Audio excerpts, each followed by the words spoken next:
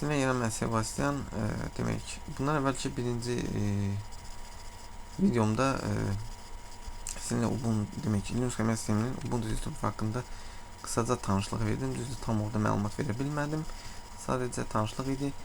Bugün isə ikinci videomda mən sizə sistemin özellikleri hakkında en çok bu yukarıda gördüğünüz panel hakkında ve aşağıdaki panel hakkında məlumat verəcəm. Yadda saxlayın, Ubuntu format edəndə sizdə format olandan sonra belə olmayacaq. Gördüğünüz kimi burada nişanlar dəyişib. Bu nə nişanlardır? Bu mən demək qısaca terminal vasitəsilə tema yükləmişəm, yəni interfeysini dəyişmişəm. Yəni qarışıq Macintosh-a oxşatmışam. Macintosh da deyil, əslində qalsa Macintosh və Linux qarışığıyla birlikdə bir sistemdir. Və bu sistemi demək qısacası məlumat verim yuxarıdakı panel haqqında. Windows'da belə bir şey yoxdur. Yəni o elə bir sistemdir ki, yəni onlarda belə bir şey yoxdur. Bu nəyə yarayır bu sistem? Demək burada demək demək birinci Skype'da gördüğünüz kimi burada indi hal-hazırda mənim setidir. Sonra bunu dəyişə bilərəm. Məsələn, netdən nesti qoymaq olar. Məsələn, nef seti qoymaq ola bilər. Sonra seti qoyursan ki, onu yəni setdəsən artıq. Sonra bu demək mənim iş stolumu dəyişir. Sadəcə mən onu söndürmüşəm. Yəni biraz necə deyim, zəhlə tökür ekranda, yerdə dəyişir. Yəni en yaxşısı elə belə söndürməyi bir ekran olmağa yar. Bu hava temperaturunu göstərir məndə. Bakınındır. Əlbəttə ki, hal-hazırda hava temperaturu haqqında məlumat. Nə vaxt gün çıxır, nə vaxt neysə daha qısacası. Bu mənim prosesorumun yüklənməsini göstərir. Hal-hazırda 17%-dir. Bu da əlbəttə ki, mən video yazdırdayam, ona görə belə göstərir. Normal halda isə heç vaxt Linux elə bir sistemdir ki, orada prosesor heç vaxt yüklənmir. Bəlkə birinci videoda sizə demişəm, ola bilsin. Yenə də xatırladım ki, bu sistem prosesoru RAM-ı yükləmir. Həm prosesor, həm də RAM-ı yükləmir. Bu Synaptic'dir. Synaptic'i mən konsoldan yükləmişəm və oradan Synaptic oradan yükləmişəm. Sonra qaldı demək bu bizim Wi-Fi'dir. Bu bizim klaviaturanın dilini dəyişməkdir. Hal-hazırda ingilis dilidir. 3 dil əlavə eləmişəm. Bunun haqqında da məlumat verəcəm qısacası və bu mənim əlbəttə ki yadımdan çıxıb səhvdə qoymamışam. Bu batareya, yəni batareyanı göstərir. Notebook'un batareyası neçə faizdir? Bu demək səsi azalıb çoxalmağını göstərir. Gördüğünüz kimi azaldırsan, çoxaldırsan. Ayın tarixi hal-hazırda bugün bazar günüdür. Və bu isə mənim istifadə panelimdir. Burada müxtəlif, bura əsas paneldə demək əsas giriş sistemi kimi də demək olar. Necə? Əlbəttə ki, Svedeniya sistemi. Svedeniya sistemi haqqında məlumat. Bunu mən sizə əvvəlcədən demişdim. Gördüyünüz kimi məlumatı göstərir. Burada demək birinci görünüş Ubuntu 14.04 sonuncu uzun müddətli versiyadır. Mənim demək disk abiyomum 72 GB. Siz az eləyə bilərsiniz. Əgər heç bir şey yükləyəsi deyilsinizsə, mən Ubuntu üçün məsələn görərdim. Məsələn, mən çox qoymuşam. Hal-hazırda olub gələcəkdə proqram yüklənər və ya nə. Ona görə 64 bit demək 64 bitdir mənim notebookum demək notebookum sonra Intel qrafikasıdır və Intel prosesoru yəni başqa məlumatlar. Bu isə mənim notebookumun adıdır. Burada demək nədir bu?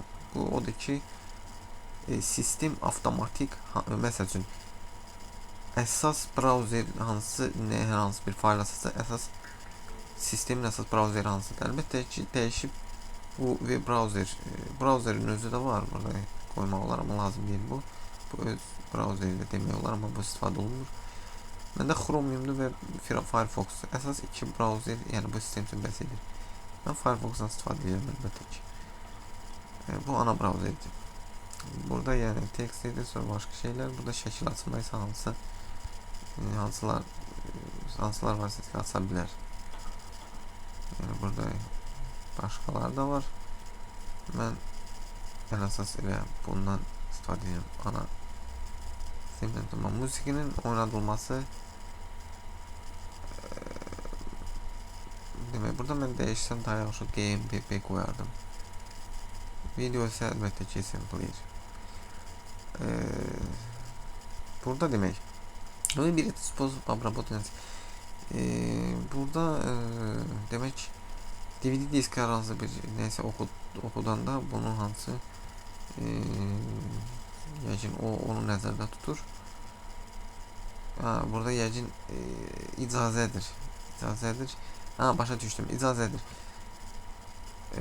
Demək, səs diski məsələn başları, yəni səndən əvvəldə soruşulur, belə bir xəbər çıxır ki, nə etmək lazımdır? Yəni siz onu öz dəqiqinizlə dəyişə bilərsiniz. Sonra burada da sistem haqqında qısaca ingilis dilində məlumat yazılır. Buradan çıxırıq, keçirik Ubuntu haqqında demək, sistem haqqında qısaca məlumat. Qısaca məlumat nədir? Burada təzə istifadəçi bunu mütləq demək, istifadə etməmişdən öncə Ubuntu haqqında tanışlıq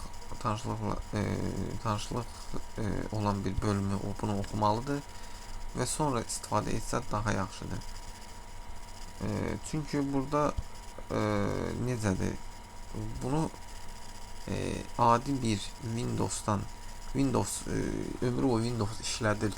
Təzədən buna keçib necə ki çoxlarının indi bilən beyni gəlir ki, Windowsdan keçin və elə bu da yəqin Windows kimi bir şeydir. Xeyr, bu Windows kimi bir şey deyil. Windowsdan demək, grafikinə görə, başqa şeylərə görə mükəmməldir və həm də qəlizdir. Öyrənmək lazımdır və bu da əlbəttə ki, qısaca öyrənməyini göstərir ki, yenə də burada tam öyrətmir, ancaq başa salır. Yəni, nə etmək lazımdır, nə etmək lazımdır. Ubuntu haqqında məlumat verir ki, məsələn, nələr yüklənib, nələr var, nə lazımdır. Məsələn, burada yazılıb ustanıb müdaxilə proqram. Məsələn, nə etmək lazımdır, nəyə hansı demək, düyməyə bassan, hansı nə hansı açılacaq və nə etmək lazımdır. Nəysə, uzatmayayım, məlumat demək bu qədər. Keçirik parametr sistemi və bu parametr sistemi əsas əməliyyat sisteminin Linux'un GNU Linux'un əsas əməliyyatının demək, əsas nastroykasıdır. Demək, birinci burada panelə mən dediyim kimi, bax, buradan da girib dəyişmək olar. Məsələn, buradan da girib dəyişmək olar və buradan da dəyişmək olar. Yəni, eyni şeydir. Buradan siz переключатель məsələn dəyişib, bir dənə belə qoyub dəyişib yəni hər hansı bir qrupl vasitəsilə dili dəyişmək olar. Mənim üçün, məsələn, demək, Windows'da həmişə rahat idi ki,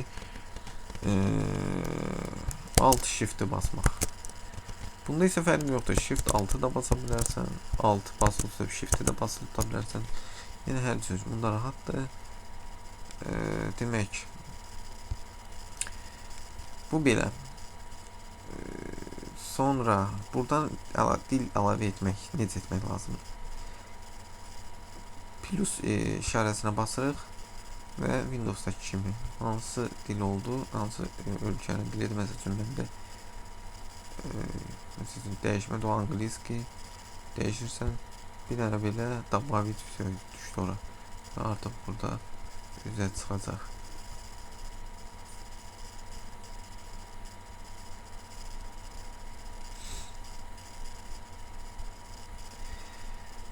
İkinci, оформление. Оформление nədir? Demək, bizim iş masamızın demək, рабочий stolumuzun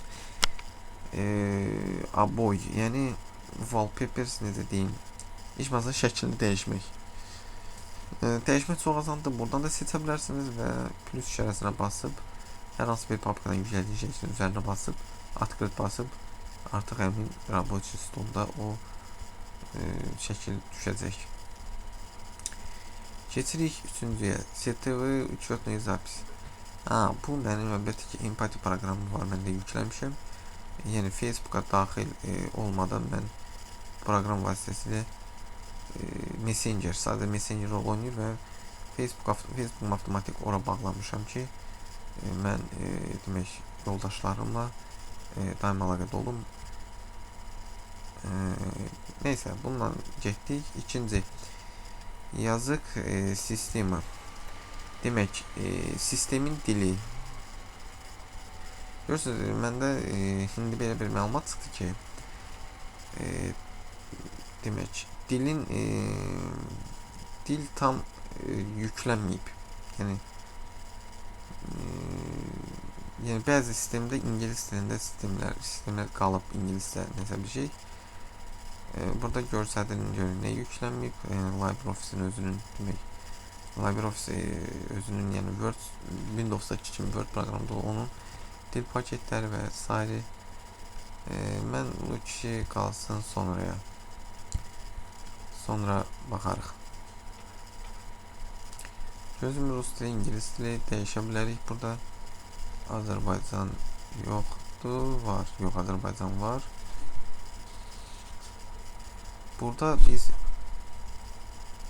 dildə dəyişib ümumi sistemin dilini dəyişə bilərik. Demək, görürsünüz, yazılıb ki, mən burada demək ayın tarixi burada məndə Azərbaycanda da, Azərbaycan dilində görsədir. Biz onu başqa dildə qoyuram, amma altından dildə qalsa yaxşıdır. Demək, izmini tutulur.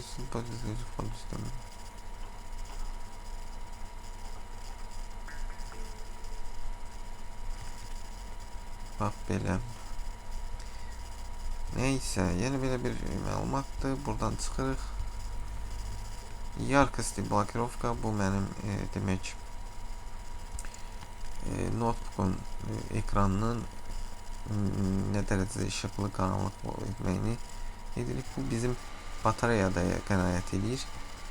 Bizə də nəsə bir şey xatırladım ki, ən yaxşısı demək Ubuntu işə düşən zaman bura daxil olub, yəni buradan da daxil olub bilə bilərsiniz.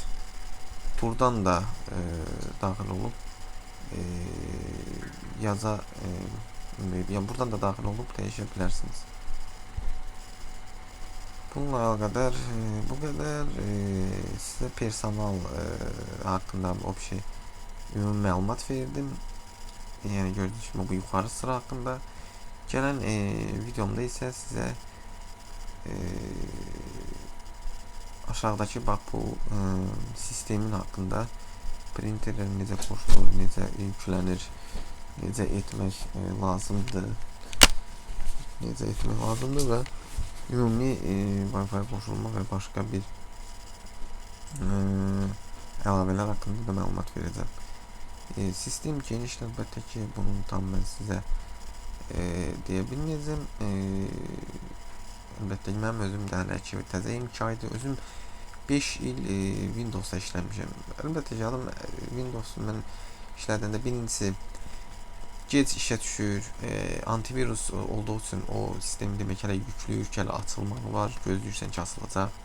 Kompüter normal vəziyyətsə o biraz gec yüklənir, güclüysə bəlkə ola bilər tez işə düşsün.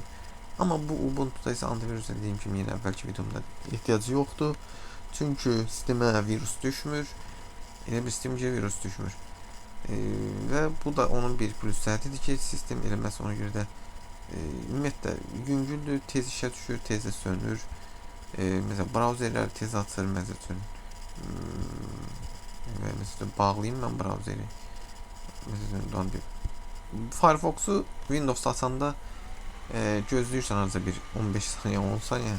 Amma bunda elə şey yoxdur. Bu isə Chromiumdur. Bəli, Chromiumdur. Chromiumda tez işə düşür. Birincidən düzdür, ağır gələ bilər, ancaq ikincidə tez işə düşür. Yəni qısa da məlumat. Kənar paneldən mən istifadə etmirəm, çünki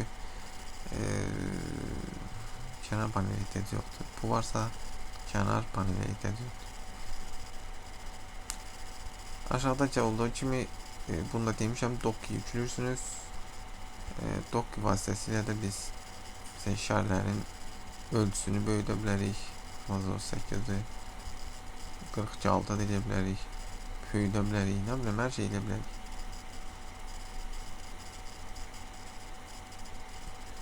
Məndə 38-dir. 35 də qoymaq olar. En yaşlı qoyulur 35 qalsın.